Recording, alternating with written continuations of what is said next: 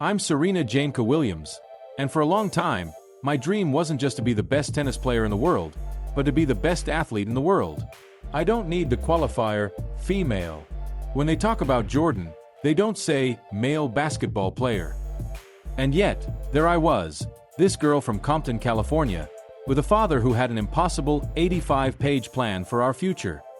We practiced on broken public courts, sometimes with dead balls, dodging the realities of the neighborhood. My father, Richard, was a relentless coach. He'd wake us up before dawn, before the sun was even up, so we'd be training in the pitch dark with only the headlights of the car to guide us. He'd shout, "Get used to the bright lights, Meek." Meek being his nickname for me.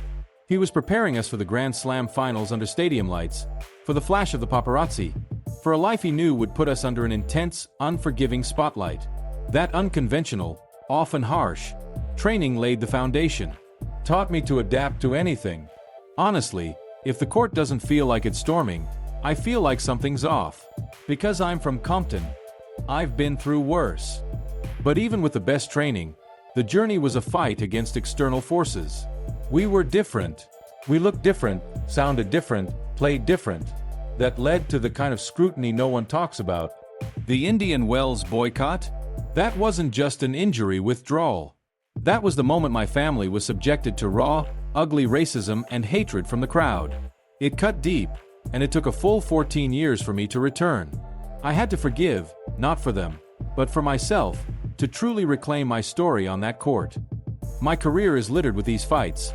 Defending my clothing, like the catsuit that was actually designed to protect me from the pulmonary embolisms I've suffered, a life-threatening condition that nearly ended my career in 2011.